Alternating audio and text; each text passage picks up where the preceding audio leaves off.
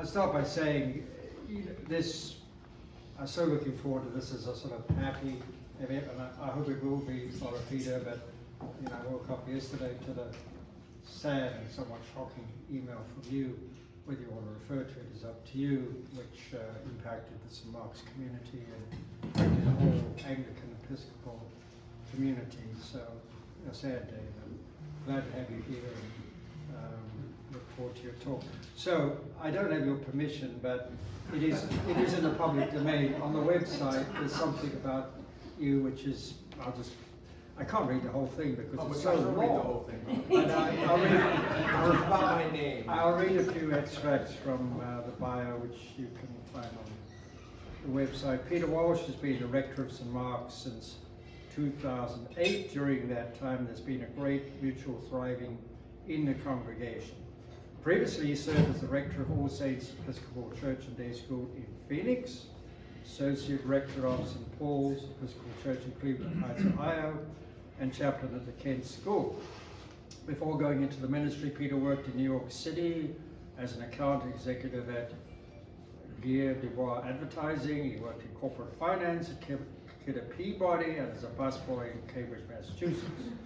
During that time, he was searching for the meaning of life and a meaningful job, and had a conversion experience in his brother's basement, during which he felt called to priesthood. I love that story. He grew up in a small town in upstate New York where he worked for the sewer department in the summer and hoped to be a professional athlete, novelist, and philosopher, aspirations that did not come to pass. He is a graduate of Harvard, where he was a varsity soccer goalkeeper and mightily devoted to the first 7 albums of the Boss, Bruce Springsteen. What else? Peter then, didn't the Hotchkiss School feature somewhere in your life? Yeah. He then went on to the Berkeley School of Divinity at Yale, Hotchkiss, Harvard, Yale. I've heard those names somewhere. And Peter's married to Jennifer White Walsh, and they have 5 grown children. Our academic profiles, there is absolutely no comparison. And one thing we do have in common, another thing we don't have in common, I was a very poor defender on the soccer field. You gave the goalkeeper lots of work. But we are both passionate fans of the injury-riddled Arsenal football club. Peter Walsh.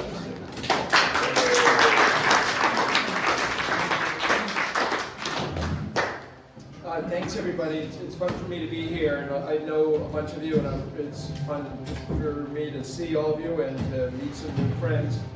This may all fall into the category of now for something completely different. Those of you who are Monty Python fans here. Let me see if the guy who actually knows how to run everything, I wonder if he, Rob, there's a man who helped me set all this up. I was trying to deal with the leaf flowers as well. Yeah, that's the way leaf blowers are. They go on.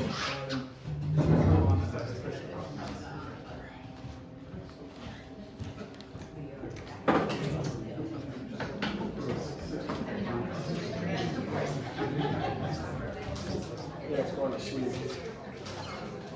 So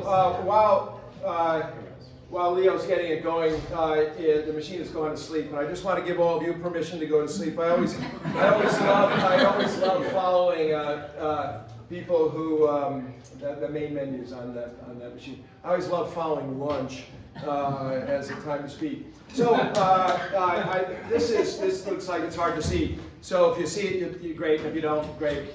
What I want to do, as I said, this may be something totally different. This is me at the Beatles ashram above the Ganges River a year ago yesterday, which is hard to believe for me. So Robin reached out and said, hey, give us a little talk about your sabbatical. So last year I went on a sabbatical. I took 4.5 months off, which is about the greatest thing that any human being could ever do. And I went away by myself for 2 months. And anybody who goes on a pilgrimage knows you take an outward journey to have an inward journey. And that's what happened to me. So these are my 3 Qs. I had a quandary, which is my spiritual director. Again, this may be like complete Spanish, or not Spanish, a foreign dialect to many of you in the kinds of things I'm going to talk about here. But as a man who I spoke to about my spiritual life, he was the head of the Episcopal Church some time ago, and he died, and I was desolate and crying on the bathroom floor of my kids' bathroom, and my wife found me, and I had issues, and so I decided that my wife didn't want to go with me on my journey because she just started working as a social worker. And so I went into the world to talk to people about my spiritual issues. That was the quest. And I had basically two questions. One is what is known in spiritual life as kenosis, which means emptying, and the second is mystical union. I'm going to kind of zip through this so I get to some other places where maybe you'll understand a bit more. I don't mean that in a weird way, but I didn't want to die with disappointments. I was in my 60s, and I was like done with being disappointed with choices I'd made, and whether or not I could. This is my son Phineas in the street in San Francisco. Enlightenment is radical self-acceptance, which is what he said to me while we were waiting for the light to let us go walk. And I was wondering if I could have that. And the second thing is, could I experience a deeper communion and union with the living God?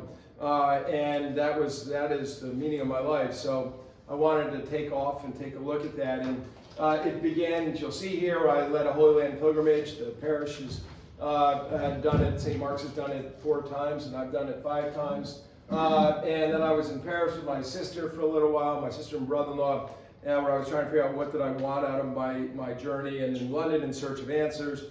And then a little bit, some of you know about the Camino de Santiago, the Camino Frances. I did part of that, and I also spent a lot of time going to an Arsenal game here, and then, which was an important part of my time. And then in India, kind of passage for the soul, and then I went to Mexico City with my wife to reintroduce myself. These are just some of the pilgrimage places where I was. As you can see, the Holy Land for Jews, Christians, and Muslims, Abrahamic faith, the Camino Frances, the 3rd oldest, really, destination point for Christians around the world, the Camino de Santiago, that is, and Rishikesh. In India, it's not called the Ganges, it's called the Ganga. And then up to see the Dalai Lama in Dharamsala, and then actually went to the Basilica of Our Lady of Guadalupe, which was wild. Anyway, you can see here Christianity, Judaism, Islam, Hinduism, Sikhism, Buddhism. I covered a lot of territory. This is my ad for these shoes. I bought them at REI on Route 1. I lived in these things, and the amount of miles I went in these shoes, they're my favorite possession in the planet. Just to give you a sense of it, and I'm not going to go through it, I did 8 countries, 11 borders, and and 7 different currencies. So it was a lot of flipping around trying to figure out how much money I had. And in some places where the dollar is strong, it was so fun when the dollar is strong. Oh my God. I wrote down all the beds I slept in, and that's most of them. I had over 25 beds. Anyway, so here it is. The first thing is, many of you have been to the state of Israel, and I'm going to show you a thing or two. The most divisive topic in the world today is probably what's happening in the Middle East. And I want to show you a thing or two, not to lobby one way or the other, but so that you all learn perhaps about some things in places maybe you've never been. This is Ben Gurion Airport which is 20 miles outside of Tel Aviv. I just love this entrance, and so here we are coming in. This is a picture of me. I was writing in my journal, and these, as you see the 2 soldiers, you can't really see the whole of the second soldier, sitting there. The nozzle of their gun was pointed right at me while I was writing in my journal. This is daily life on the main drag in Jerusalem that moves from the old city up to the Yehuda marketplace, and these are just people living their life as we would be living our life anywhere. You get very used to soldiers and things that we're not used to so much in the United States. Oh, this is my favorite yoga studio. I wanted to show you what nightlife looks like on that street. This is the street that in Jerusalem that would be kind of like a combination of Soho and Madison Avenue all put together. And then you get, this is the tunnel, the old city of Jerusalem, new city, old city. And then this is East Jerusalem where the Palestinians live. This is the same night, me walking home through a district. There's fruit markets on the right. And then here, people from New Canaan at St. George's Cathedral, which is the home, which is in East Jerusalem. These are just, again, I'm going to move quickly because I have only a few moments here with you. Just over pictures of what it looks like in Jerusalem. Okay, Sunday, September 10th. I'm going to bring this up for a particular reason. This is a picture taken. There is a wooden walkway that goes up to the Temple Mount, or what is known as El Sharif, or the Noble Sanctuary by Muslims, Temple Mount. And this is the Western Wall, formerly known as the Wailing Wall, a very holy place to go. The women are on the right side, the men are on the left. A lot to say. I'm skipping through a ton of stuff here. I want to show you something. This is a very important place in the planet right now. And what happens on the top of this 40 acres can determine what a lot of things. So up here, there are two mosques. This is formerly the location of the temple in the Hebrew scriptures. In the Temple of the Golden Dome, here the Mosque of the Golden Dome is built over where it's believed that Abraham was to sacrifice Isaac in the Garden of Eden question. Now, the most important mosque up there is actually the one you see the corner of, and this is Al-Aqsa Mosque. Now that you hear Al-Aqsa, you might be aware, if you're following very closely, about the October 7th terrorist attack that took place. It was named after Al-Aqsa, and it was said to be triggered by this. When we were here, this is my brother-in-law Kevin, those of you can see the guy there, standing at the corner there with our guide Iyad Kumri, who's a Palestinian Christian Israeli citizen, all of those things. And he, this is the thing that what you'll see here, if I can get this thing to work, before it comes. So what you have here, the rules of the compound up there are that it's not a place in international law where Jewish people are allowed, which is super weird that Christians are allowed. But Christians have no claim on this space, so that's why we can be allowed. And what you see here is a group of Jewish people with soldiers and police guarding them. And this is the thing that Hamas says triggered the events of October 7th. And when we were standing here, somehow my computer's not doing its thing. Sorry about this. Let me just reload this 1 second. I'm going to keep going here, but my computer froze. So anyway, while it warms itself back up again, our guide said to us on September 10th, there is going to be a war. It's not a matter of if, it's just a matter of when. And this is a guy. I mean, Iyad Kumri has been in New Canaan many times. He's a friend of our family's, and he said this is the situation that is on the ground. And, so I wanted to let you know that. Sorry, everybody. This is unhelpful when the presenter has communication issues here. Well, I'm gonna while it's waiting to do its thing, I'm gonna see if I can move this. I'm gonna keep going. So anyway, we moved from throughout the Holy Land, and that includes going to the West Bank and all sorts of places that are now troubled, to say the very least. And this is something that we do as a parish regularly. So okay, it's not doing it. So I'm gonna. Yeah. Tell you, if somebody wants to, I'll talk. If somebody wants to take over and see if they can rewarm my machine, unwarm my machine. Chanel, right? Yeah. Here we go. Here we go. Ah. No. Yeah. All it took was Rob to stand up. Thank you, Rob.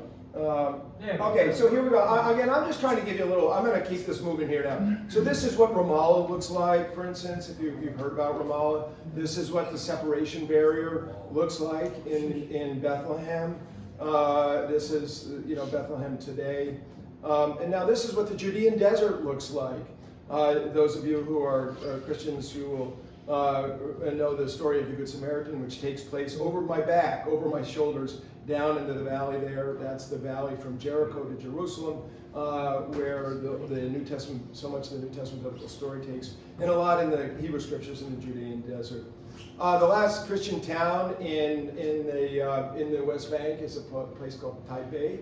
And they still practice animal sacrifices. So I just thought I'd show you a little bit of blood from the animal. It's sacrificed, and then the meat is given to the poor.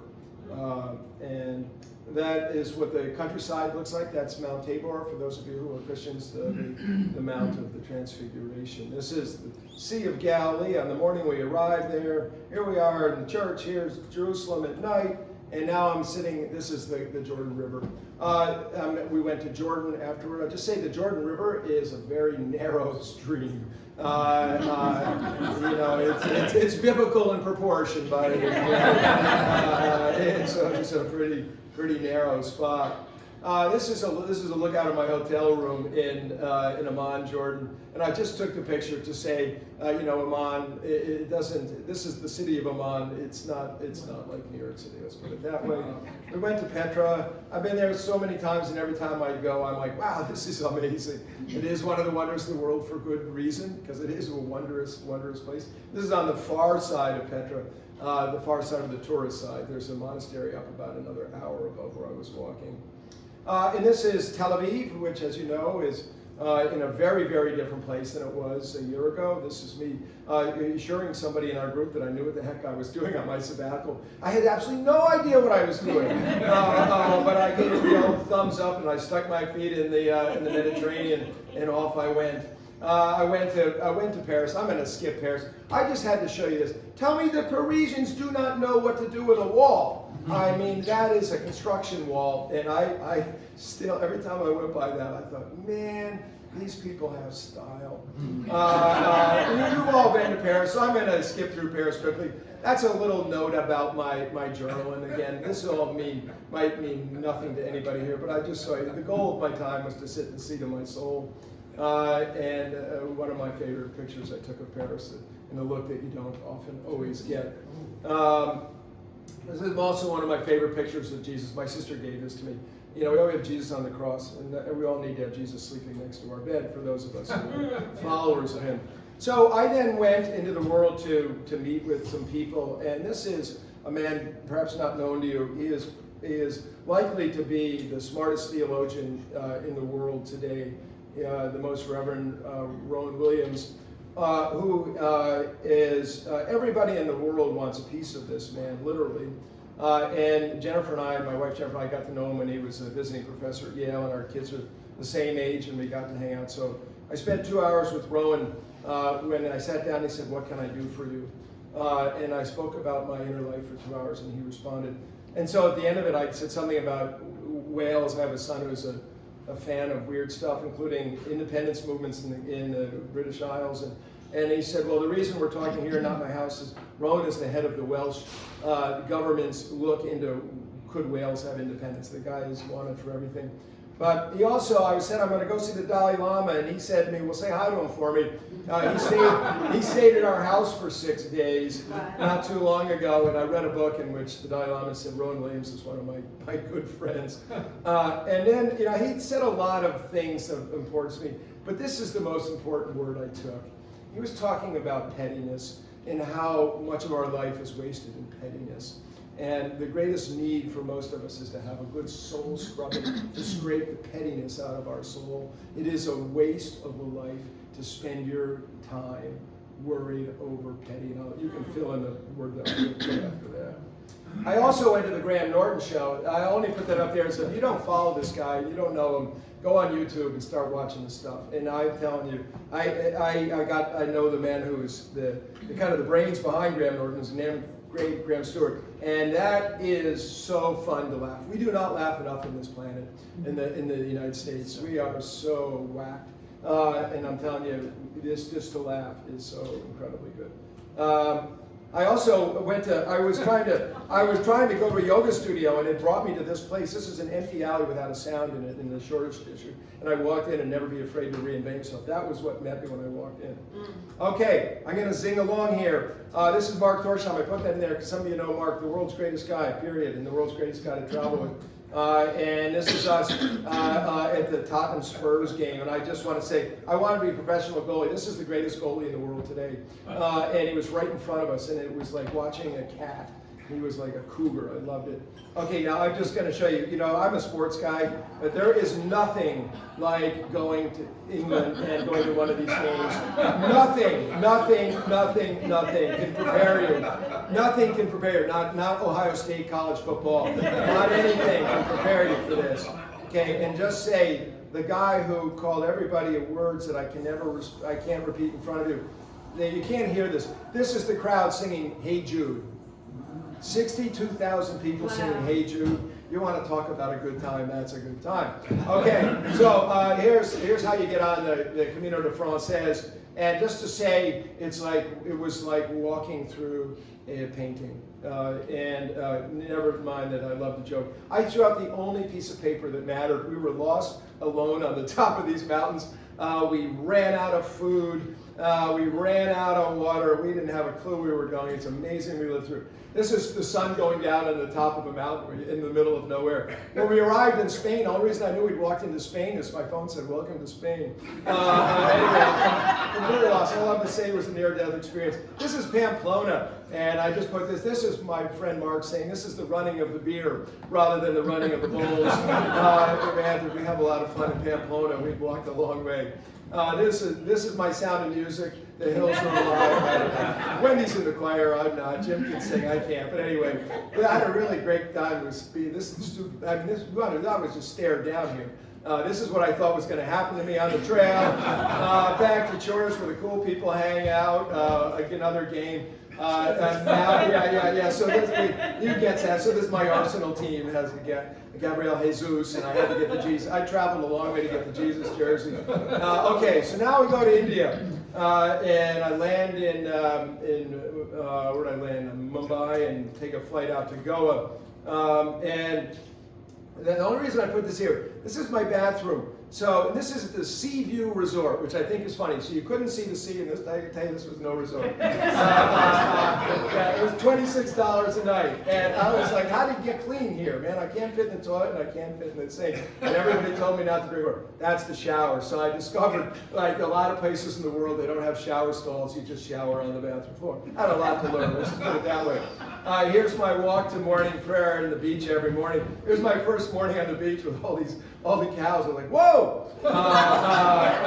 Hey, they're like, you're our guest here, dude. This is where I meditated every morning with my friend Chris Aarons. This guy used to be Archbishop Tutu's chaplain. He lived in the bedroom next to him. I'm like, that's like way too much information. But anyway, Chris is an incredible human being.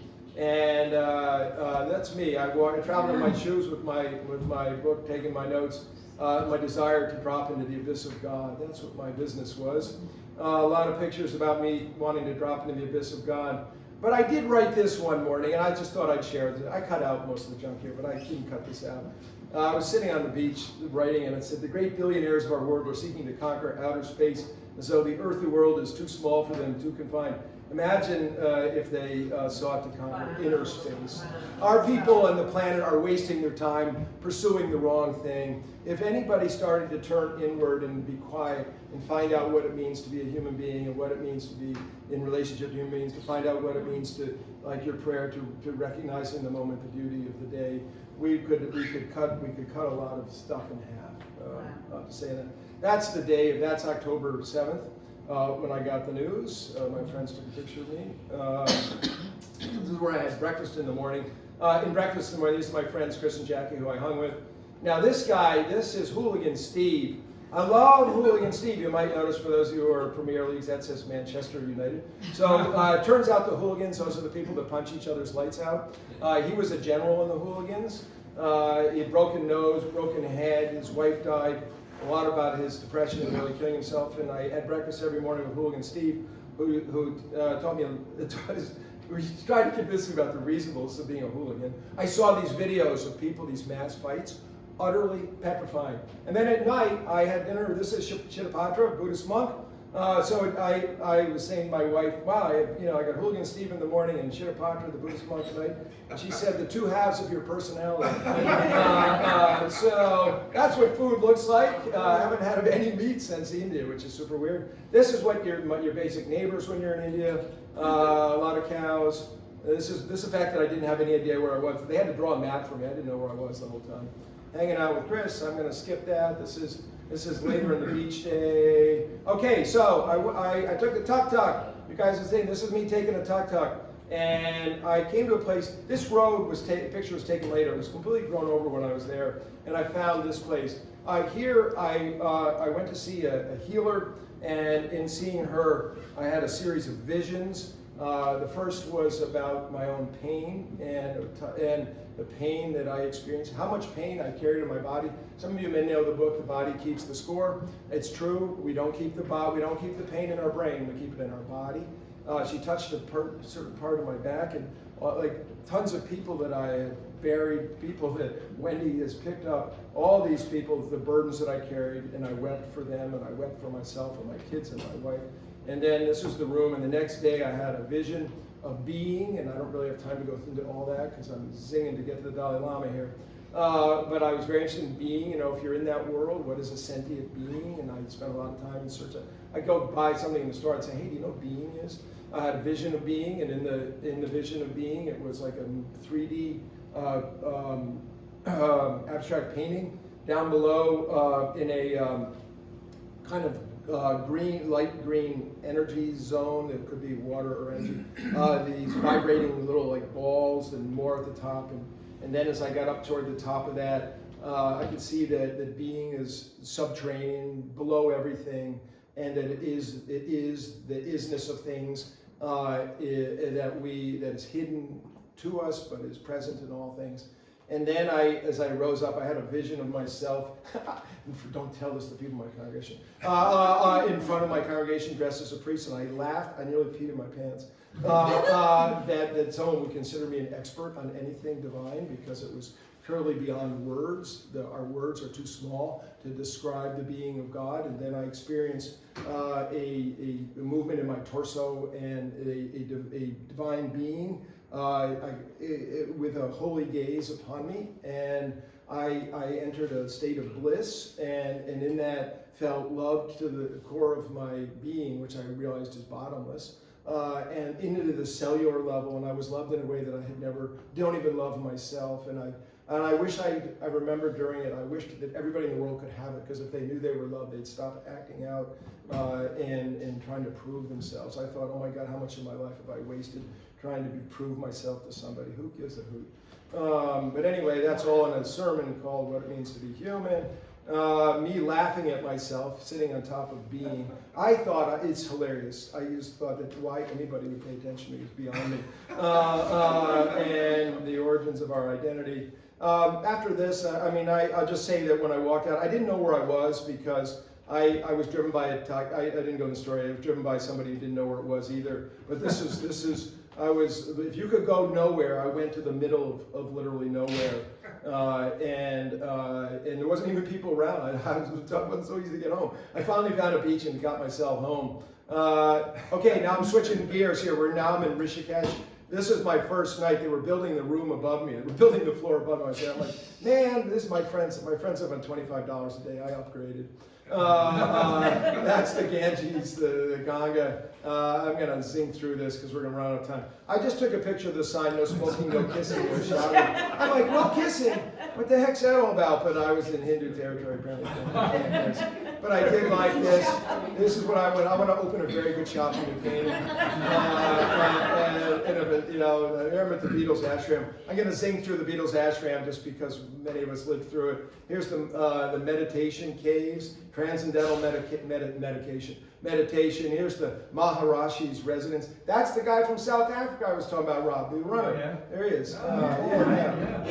Okay, the Beatles. This is where the Beatles hung out. when they were there. They loved the Beatles. Remember, this is Memory Row. This is Donovan. My mom loved Donovan. Hurdy-gurdy man. I never knew what hurdy-gurdy man was. Remember this stuff? You got to be a certain age. Stevie Wonder, Across the Universe, all this stuff. Okay, here, I was trying to figure out what the heck to do with the things I was disappointed in my life about, and there it was. Let it be. Just couldn't change it. Just let it be. Not to energize it. Again, I'm not going to go to that. I just thought I'd give you a really quickie here, if my computer wants to do it for you. Which is to say, on the way home across the bridge, stumbled on a funeral pyre. So if you've never seen a funeral pyre, I was watching them bury Grandpa or Dad, depending on which generation you were. It took me a little while to figure that out, and you can see up the path, there's others. And this is just what happens. They just bury their dead. They burn them and throw their ashes in the Ganga, but I don't have time to really go into all that. Switching gears, the Sikhs carry a knife. Well, our driver really does carry a knife. We spend so much time in the United States. Our kids wear helmets when they get out of bed in the morning. It's completely different in India. These are kids just hanging out in the back of a truck. I was like, does your mother know where you were? And her mother's sitting above her. But anyway, I'll just say there's other ways to do this. Now I'm in Dharamsala. The Cricket World Cup was taking place there, and that is the language of the world. The number one language in the world is soccer. And the number two language in much of the world is cricket and rugby. It's not U.S. football. And that was what was talked about every place. That was the Cricket World Championship above it. Okay, so this is my tea shop here. I'm sitting there having my morning tea before heading here to the Shita Meditation Center. I love what it says there. Buddhist philosophy and needs for ultimate happiness, which is what I wanted to put over St. Mark's when we came in. Christian philosophy and needs for ultimate happiness. Hasn't happened yet. Anyway, this is what the Shita Center looks like. This is the Dalai Lama's neighborhood. You want to see little kids who are Buddhists? There they are. Dalai Lama's a little boy. I love meat hanging on streets. It's one of my things. Prayer wheels. I'm going to skip all that. This is the other store I'm going to open in New Canaan. This is my take on New Canaan. For my summary, same but different. Everybody looks alike. We have the worst people watching on planet Earth. Everybody looks exactly the same, nothing close from 4 different places. There I am with my friend Chris, Sonia. Okay, this is the morning we went to see the Dalai Lama, His Holiness. His secretary, Tenzin, said, wear your cassock because he's 88 and he'll like that you're religious and you're going to give him a visual cue. Someone was talking about it earlier about you were talking about the security around visiting the Dalai Lama. Yes, sirree. So this is the outskirts of his area. The top part in the yellow is his residence. Buddhist dialectics. Buddhists are trained to argue with each other. That's a whole other thing. This is how you get into the Dalai Lama's residence. That's over on the door on the right. And this is where the young Buddhist men, the men in this case, have their arguments in that little area out front. Okay, so here I am kneeling in front of the Dalai Lama. Oh man, I was wondering, we got in to do a complete strip search. Okay, it's 1:30. You got to go? 2 minutes. 3 minutes. Okay, I'll go really fast. Okay, so I'll just say, this is I said something about Rowan Williams, and he's listening, and then all of a sudden he zeroes in on me, and it's the craziest thing when the Dalai Lama zeroes in on you. Look at how my son said, when you're dead, Dad, we're going to put that in the cover of the Order of Service because you're so happy. If the Dalai Lama smiles at you, you smile with your feet. And then at a certain point, he grabbed a hold of my hand, and when he went to this blessing, you can see I grabbed my heart because I had a vision of the Dalai Lama, his interior life, and in it was a Himalayan mountain, and it was translucent, and it was filled with silence. All the 5 hours a day he'd spent in silence, and when he started to give the blessing, I was frozen still, and I'll tell you, out of his heart, out of his being, and right into my heart, I experienced a whoosh. I mean, it was like a bazooka. My heart went shooting out my back, like a stream full of a torrent, and it shot out my back. And I was silenced. My friend Chris and I. That's the chaplain next to him. Jackie, his wife, just broke into tears. To be in his presence when he focuses on you, and to experience the power of spiritual silence is life changing. I mean, he changed my life. And then at the end of it, we took this picture, and while he wanted to take a picture, he kept grabbing my hand, wanted to take a picture, and all I could think of was my 8th grade CYO basketball picture, and that you put the ball down in front with the captain. I was trying to get, I wanted to get a basketball for the captain here. I'm going to skip all this stuff. Oh yeah, look at this. Make sure that your shoes are not stolen by someone. Oh, God, that's on the chapel area across from the Dalai Lama. I'm like, what kind of low person goes to the Dalai Lama and steal your shoes? So anyway, I'm going to skip all that because you got to go. Mind training and a whole bunch of other stuff happened to me. But anyway, thank you for having me. These